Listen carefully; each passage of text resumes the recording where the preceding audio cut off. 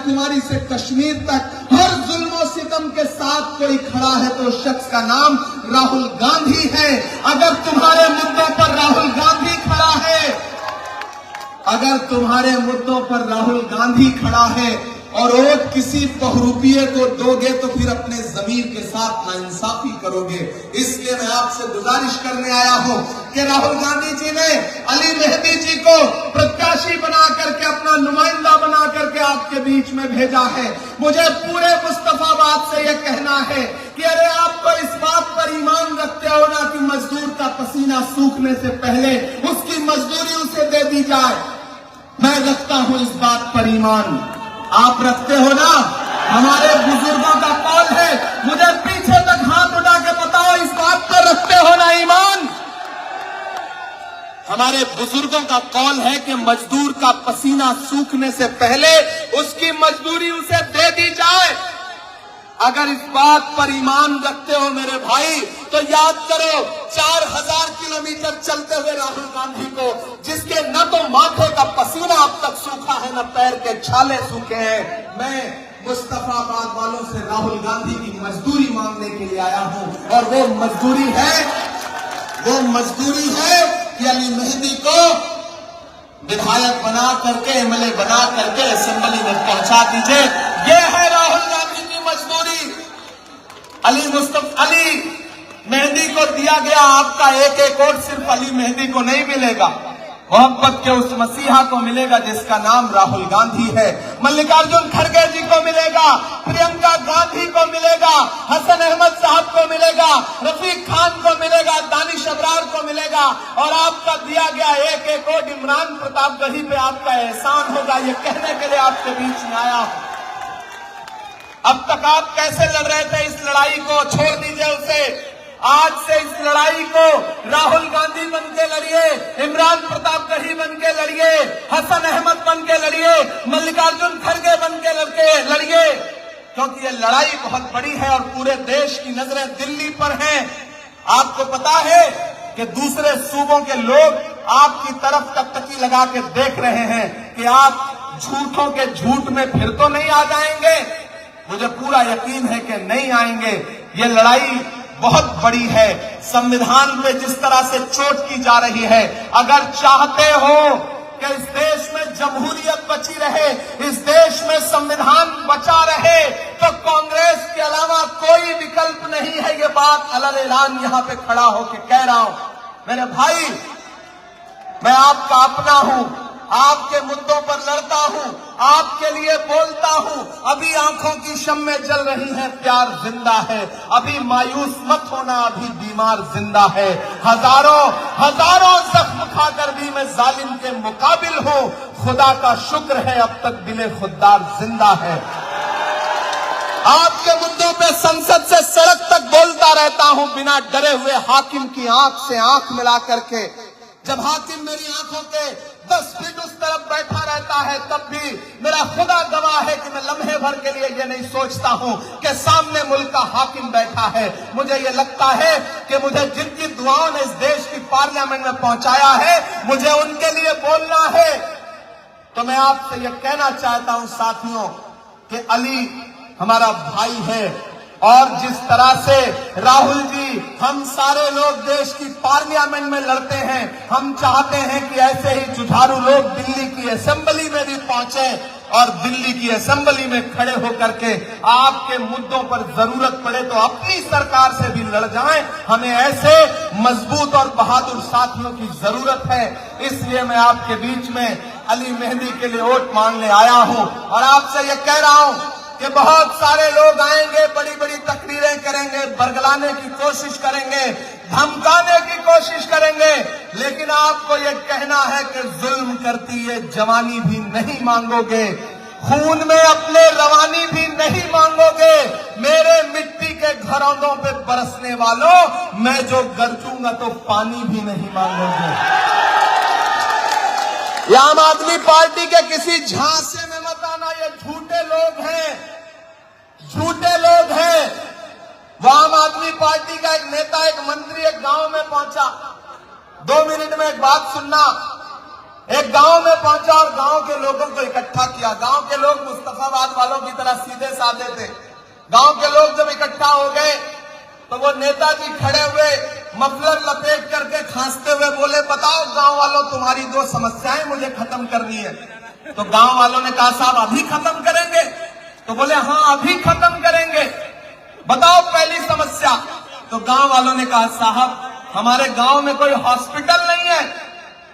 तो मफलर हटाते हुए जेब से साहब ने फोन निकाला, उस पर पता नहीं कौन सा नंबर घुमाया और लगे हड़काने कि मैं इस गांव में आया हूं, यहां एक भी हॉस्पिटल नहीं है, मुझे कल यहां पर एक हॉस्पिटल चाहिए।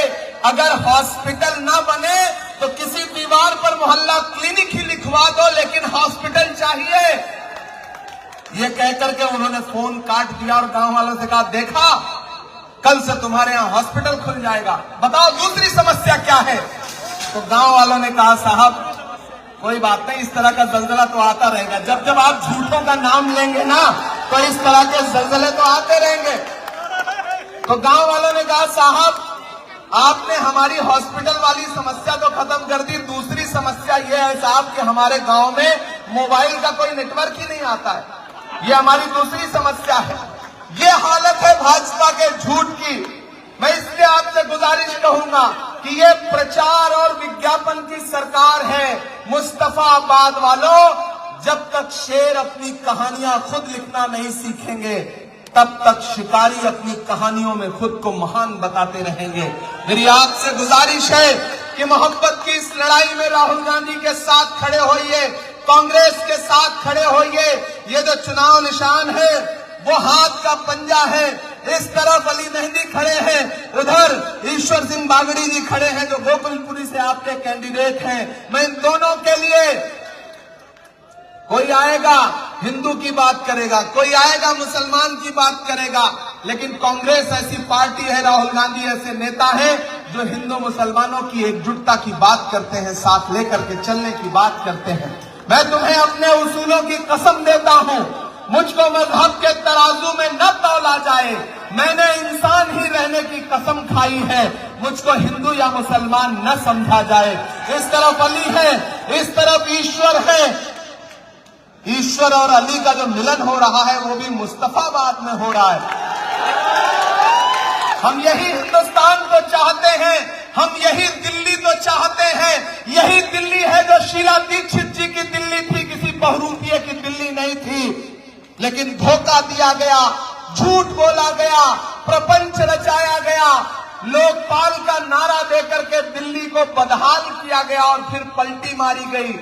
एक तरफ चौकीदार है, एक तरफ पलटी मार है, दोनों से बचाना है।